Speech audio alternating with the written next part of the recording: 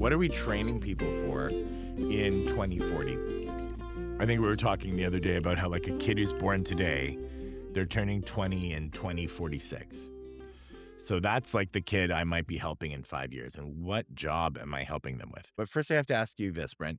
When do you think was the first computer? When do I think was the first computer? Yeah. Well, I would say my memories of the first computer in my house, which I'm sure is different than what the first computer was, probably in the late 80s when the original little Macs we had at our place. It had like black and green screen. So I remember that late 80s into early 90s, but I don't know, when was the first giant computer before that? Yeah, that's the first personal computer. Yeah. And prior to that, in the 50s, there's, these giant computers that were used. But the first computer was actually a human in 1700.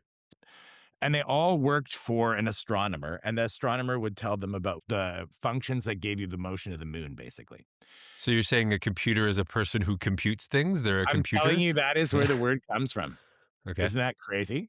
Yeah, it makes And sense. these people in the 1700s, I don't know that they were called computers. I think the 1930s and 40s in World War II, there were tons of humans doing trigonometry for battle plans that were referred to as computers. And then computers came along, making that job completely obsolete. We no longer need people to do any sort of huge manual calculation. We now have digital computers. Yeah. And the people who used to compute, they were like technical, mathy people. Today, they are computer programmers. Not literally, they're dead. But the people with those personalities are computer programmers. Just as like a provocative thought, how much more interesting it is to be a computer programmer than a computer if you're a nerdy person. Sitting there and doing calculations all day rather than using that analytical brain to solve problems, it's actually a crappier job. I was thinking about that the other day, and for many years, it's been of like, yeah, it'd be good for our kids to go into computers, like learn about computer Yeah. science at school. But now a lot of those people that are learned computer programmers or that are going to be cut out and irrelevant by AI, where it's only like the top echelon of people that went to MIT that are running things, and that everybody that hasn't had that whole education can figure it out by doing some simple prompts. So what does it mean to have a job using computers now? The guy who makes Claude Code, so he's one of those super MIT guys. The software itself, built by this master dude, is built by AI. So he is now controlling AI to build the AI programming software, and he's not even computer programming anymore. So even the top echelon is not going to actually program. They're still just going to manage programming systems. So I got a metaphor for you, which is Okay. electricity. Like before electricity came, the world was insane. I don't know. How do you think of electricity? What do you think it allows us to do? Well, I guess now in our lives, pretty much everything doing what we're doing right now, besides sort of differentiating us between like Game of Thrones times now, and we panic when a circuit breaker goes out. Like, yeah, we're so dependent on it for literally everything that we do. Yeah. That And many things we find really rich, like watching The Sopranos. Electricity is a part of every single component of that. It's also part of what is pulling us away from nature and actually connecting with the world a little bit. So I think humanity would be done well to spend more time away from electricity and not be so hugely dependent on it. 100% agree. And I have a quote from this dude who is an industrial critic. He said that this is in 1840. He's like, all these machines are making people mechanical in head and heart, as well as the hand. So he basically was like, this machinery is like killing our souls. It's turning your head into a machine. It's not just your hands that are a machine, it's your spirit that's a machine, which is pretty much what people are saying about AI these days, which I think is quite interesting. I think in terms of the human body, people would always try to equate it back to being a machine kind of model. That the whole is greater than the sum of its parts kind of thing. There's Yeah. a spirit and emotion, a person kind of in there that is greater than a machine. To be fair, AI stuff is getting closer and closer to human-like characteristics and spirit. There's a strange blurring crossover there. Yeah. Interesting to think how this guy thought that the mechanicalization of everything suffering would mean that our spirits became mechanical when arguably, people have quite a rich interior life these days. Perhaps it is more connected to screens and like bad shit. But the ability of just a regular person to think about philosophical problems that would have been totally impossible for someone, most people in 1840, or the amount of news that a person has today, whether good or bad, like that's a whole nother argument, is so rich. You can do things that this guy could have never considered. From what I'm noticing with my kids now, their use of ChatGPT and Claude is relying on it for knowing as a place to start. Like they're not knowing how to begin something. Their first mode is to let's go to technology to do this, and then in the absence of that, they're just kind of stuck or wouldn't know where to start an essay or how to fix a bike. It accentuates our ability to do some things, but it crushes a bit of our others' Yeah. abilities. And I think the interesting question that's hard to imagine is when it crushes those abilities, are the new abilities we're going to replace them with in 10, 20 years? Are the humans better or worse? Because there's definitely like a Wall-E horror movie fantasy. Do you remember? But like basically, they can't walk. They're constantly entertained. They depend on machines, and the Earth is basically this like barren wasteland that only a corporation, I think, runs. A lot of the kind of fantasy, whether it's positive or negative about AI, it kind of sounds like that. It's like one day my AI will do all of this for me, leaving me to like dot dot dot. And that's to me feels like a horror movie. Yeah, and that's where it comes back to I don't remember who wrote it, but the book called I think it's called A Man's Search for Meaning. The No, Frankel. Frankel. Yeah, that's when people don't have a sense of purpose. That's when they get sick and they get ill, and then they start having pain. They get the illness, they get disease, and they sort of mental health problems because they don't know where they fit into the world. From this uh, technology piece, we have the ability to connect with and immediately see everything that's happening all over the world, but we have little to no ability to do anything about it, which Yes. creates a huge amount of existential threat for people.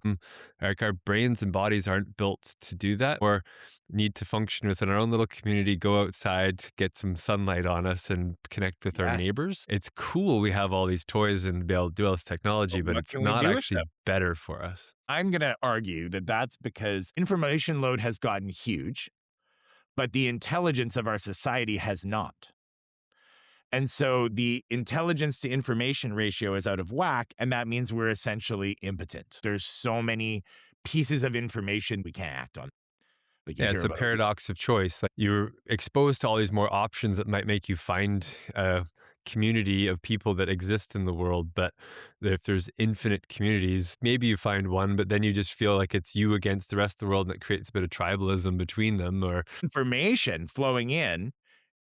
There's a great book on this called The Age of the Infovore, which argues that autistic people are especially set up to handle the future, which I think was actually a bit of a misread.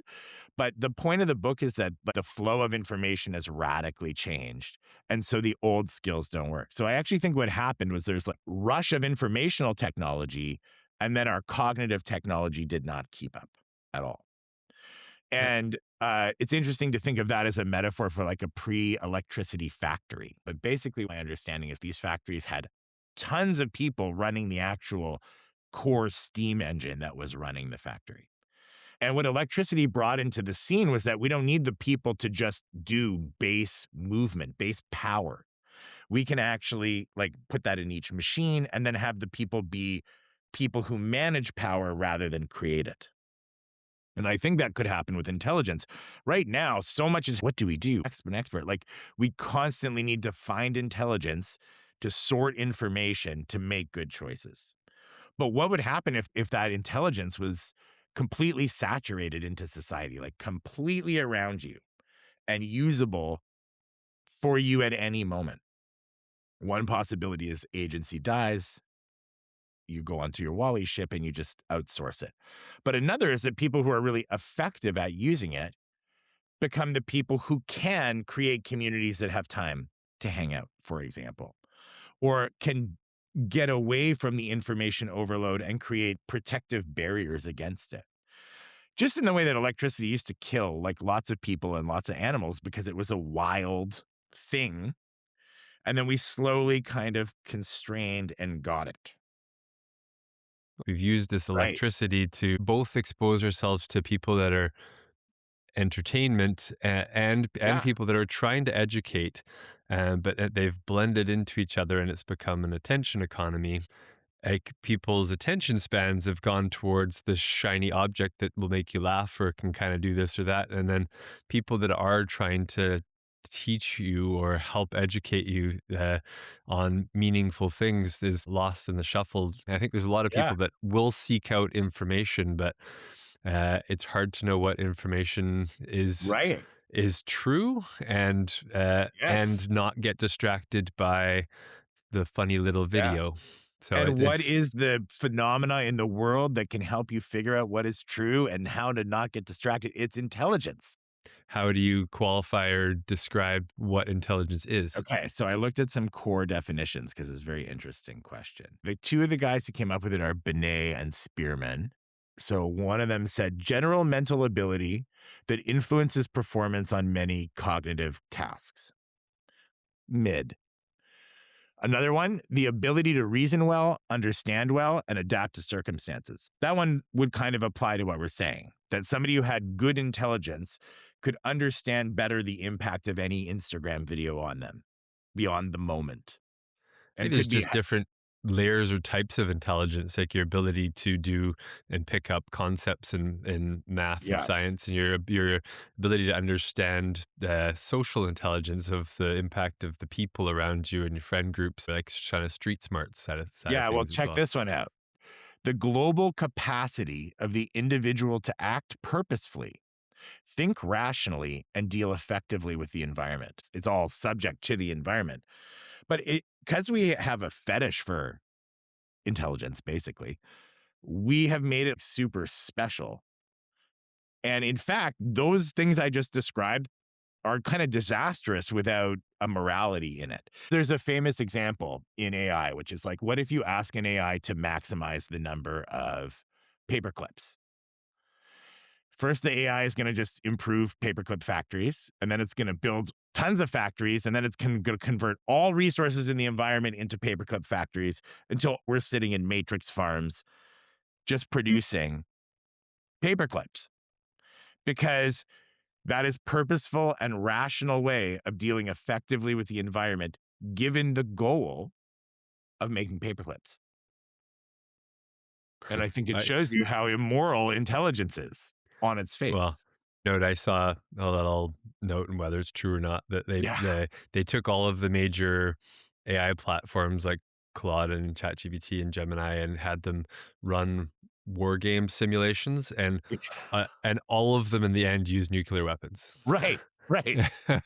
So like, Because yeah, intelligence is relative to a set of premises. Like deductive logic is you start with your premises, you act with intelligence from there, and you get conclusions. But when your premises are wrong, you're fucked.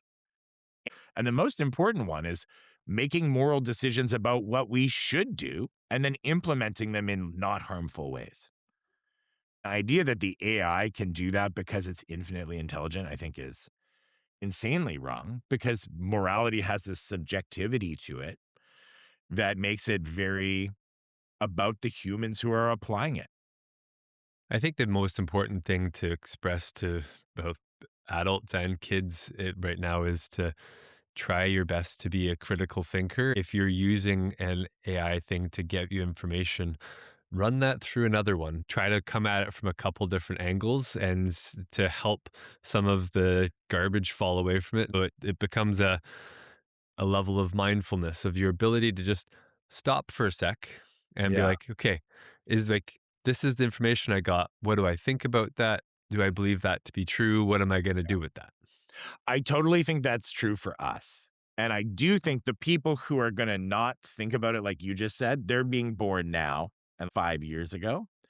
And they're going to trust the AI is going to be correct about the Hmm. facts. They're not going to live in a world where they need to critically check the facts. The facts will be right. They're going to have to know what to do with those facts. and how to build societies. And one job is going to be effectively suing people who harm people with AI. Because if you don't have a society where your lawyer class can punish people who harm people with these huge technologies, you're going to have a worse society. You'll produce less economically, you'll have less happiness, you'll have more unhealth. So suddenly the competition doesn't go to who's got the biggest nerd, because we've all got Claude. Who have the lawyers who can keep the nerd machines from oppressing us and harming us and create the system of incentives that puts that in a good path and not a dangerous path. And you can imagine one country doing that well and one country just fading into oblivion because they can't. Yeah. Yeah, we definitely need to create new loops of accountability to Yeah. keep people in check and it not just all devolve. And I mean, the legal profession is going to be largely end up being AI driven as well. Yeah. So yeah, There's so much ability to produce legal information and to bring suits. And societies that have too many lawsuits will have a ton of resources going into adjudicating lawsuits that could be used for the people. But societies that don't punish AI companies effectively for the harms that they cause also are going to do poorly. So someone there in there is a sweet spot legal system that has accountability but not frivolousness. And that's impossible for us with our little pea brains to figure out. But I can imagine the next class of lawyers engaging with those tools and spending their brain power on how to do that part, how to set up the society and the laws. stemming from the beginning of our conversation, electricity and then Yeah. computers and then AI kind of stuff. You talk about having morals within that system. All the AI safety people are quitting and saying, I can't do this anymore, is because they're not able to actually feel they're keeping it as safe as they can because the capitalism's taken over and there's Yes. different countries have different platforms, different programs, and they're just trying to stay ahead of each other from a military kind of Yeah. standpoint. So it's going to keep going and keep going. You have the municipal layer, and then you have the communities in the municipality, and the municipalities in the provinces, again, we're going to need a fair amount of intelligence saturated into the environment to make any use out of that multi-layered network. Our brains, just being, I'm a political scientist and I understand all those layers in my personal brain. I don't think that's a sustainable future. But a sustainable future where people can make decisions across all those layers. And one key decision is, how do we keep AI networks that are harmful out of our local environment without destroying freedom? So I think people who solve those tensions are going to get paid. And I think there's going to be jobs for them. I don't think AI is going to take away human responsibility for moral decisions. And I think those are going to be a well-paid job in the future if you're effective at it. Kind of interesting, like kind of like a priest used to be back in the day. They weren't paid well, but they were given a certain lifestyle because they could apply morality in a world of chaos. And then that kind Okay. of, you know, we all know how that went. Choosing the right time, place, and model to use and knowing how to handle the limitations of intelligence technology. Similar to like how we might set up an electrical grid these days. A country that can set up a sustainable electrical grid is far better than one that has to like burn a ton of coal for it.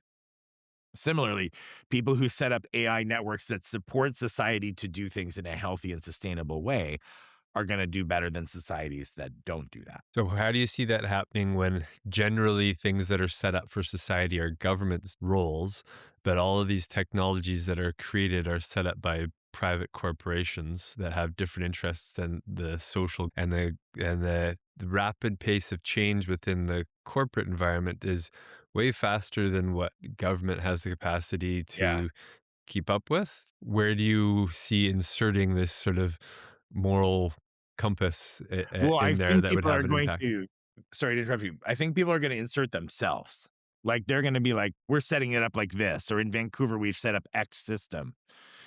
You were talking about all the layers and the layers and the layers. I view that as relieving because no one level of the hierarchy can run the show. I think governments are going to become less important, or they're going to be one piece of a country's firepower. And the actual communities and people in those countries are gonna be really important. The individuals in your country are gonna really matter, and the groups in your country are gonna really matter as much or more than the governments. And they're gonna, in the best societies, work with the governments. And I think this is all gonna evolve. I don't think we're gonna just place people in these jobs. I'm more thinking if you're got a 5-year-old today, what does my 5-year-old need to be doing today? It's maybe not sitting down and coding. It's definitely using Replit to build code tools, but actually writing code, probably not. So suddenly it's like, how do you make your kid a good moral decision maker with information? Yeah, I don't have an answer to that. That's Oh, I thought you were gonna have that, dude. I no, yeah, no, that's actually so still lost started on me. making moral decisions, choosing which models to use and when. And thirdly, for any given amount of intelligence, increasing human joy, complexity, and flourishing. Electricity can be used to make a nuclear bomb or it can make nuclear power. You can use a computer to make a terrorist attack. You can use it to stop one. It depends. And so I think just the judicious use of that technology to increase joy is like the third thing you can do. So making better moral choices, using the right tools in a way that makes people happy and more complex. So are you framing those as jobs that your kid that's More born like now more like is gonna do? skills. And now I want to ask you because I feel like you and I actually talk a lot about the intelligence we have only gets us so far in our practice. It's the judicious application of the technologies we know for the human in front of us. Generally, job-wise, I think there's gonna be a shift of a bigger element of people back into just some levels of trades and physical people Yeah, using your body. And in the helping professions, yeah, which will be partly healthcare, partly some teaching and education side of things, and understanding the environment well enough to help people then navigate it, mhm, which is kind of is what we're doing. Like we can work one on one with somebody, but then you still have to send them back out into the real world, which is a imperfect place. Trying to help prepare people to thrive in a changing environment, which is, I think, yeah, trying to help them be more critical thinkers and yeah, learn to use yeah. these rapidly evolving tools. Um, And maybe helping them figure out what they should do.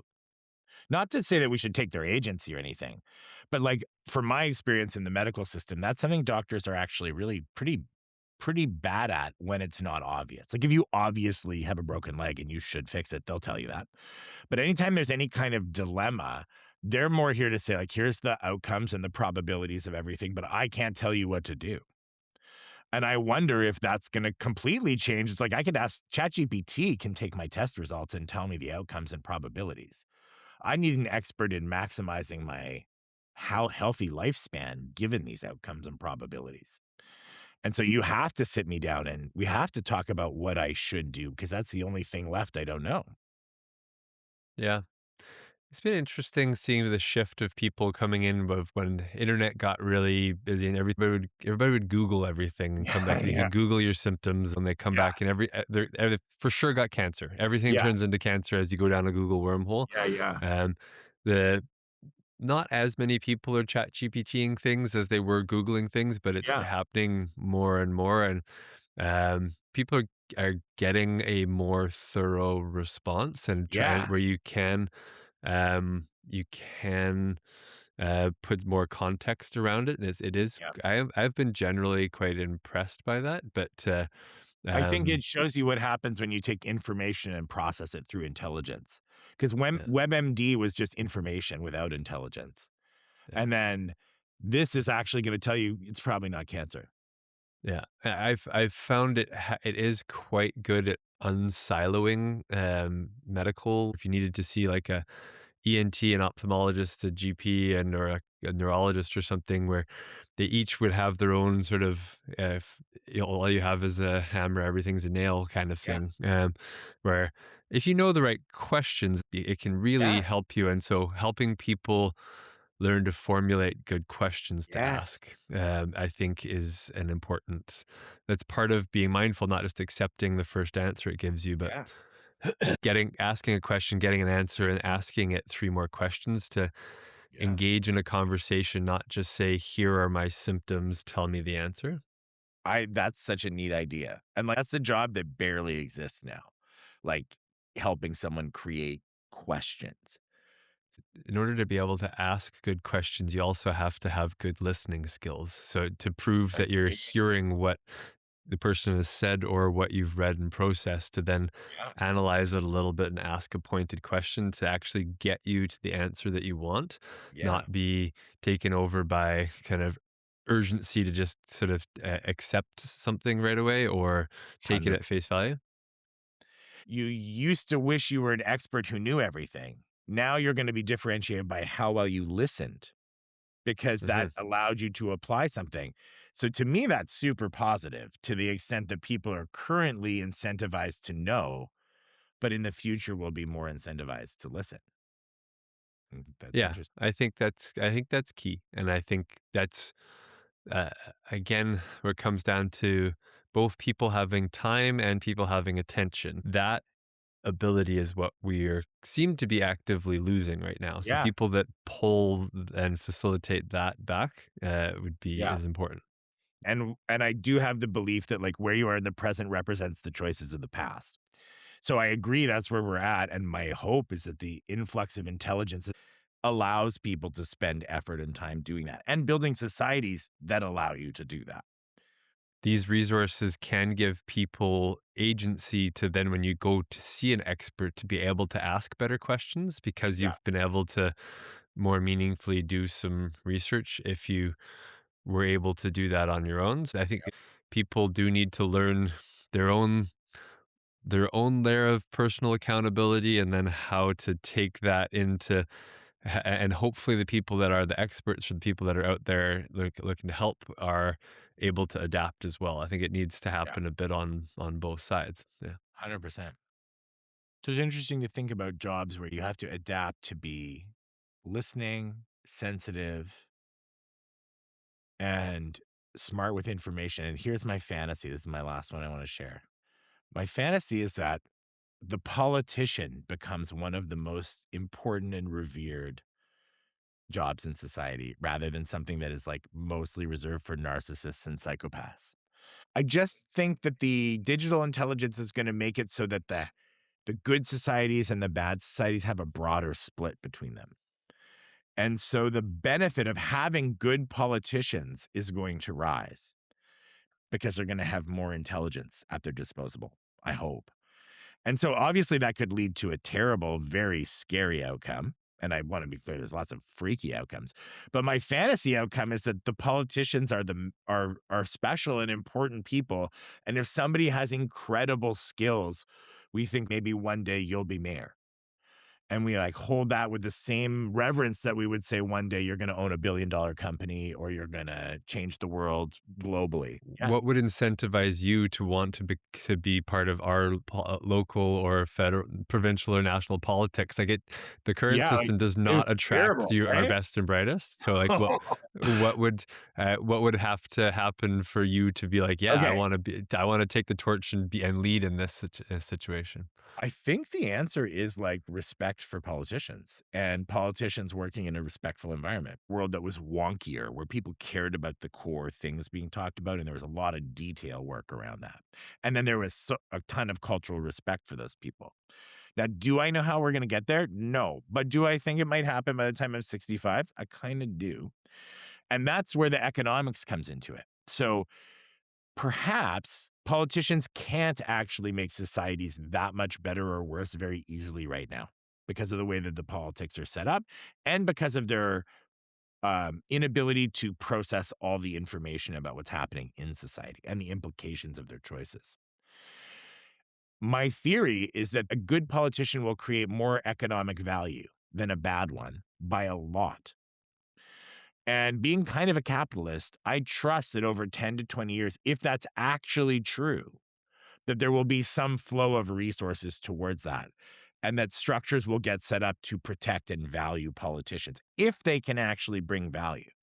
And my theory right now is that politicians are not that powerful.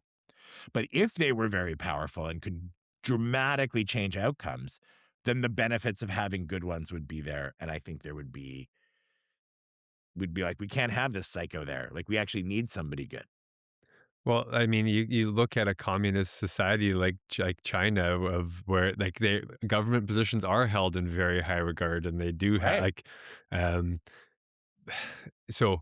But I mean, you compromise one side of things to get another side of things. They are able to have better long-term Yeah. planning and long-term change, and have more power, and have sort of respect within the community. But they'll also, then can lose out on the moral side of things, because Yeah. if you give any one person or group too much power, then you can It's a uh, nightmare. it's a nightmare. I see so many people both in the healthcare system and the education system that keep saying the system's broken, and are getting pretty fed up by having someone at the top of the chain making a decision that's not an expert in health or in education, and Yeah. not appreciating the trickle down effect of that frontline worker, of what this stupid decision they made up there Yep. was. Uh, so yeah, I don't really have a Yeah. solution to that, but I But it would hope be you're good right. if they were better at it. Yeah, It would be exactly. good if they're better at it. You've been listening to Why Things Hurt and How We Learn with your hosts, Brent Stevenson and Matt Giammarino. Why Things Hurt and How We Learn is brought to you by Envision Physiotherapy, Work with Matt, whythingshurt.com, and Remix Your Education. If you enjoyed the podcast, please tell a friend or leave a review. Why Things Hurt.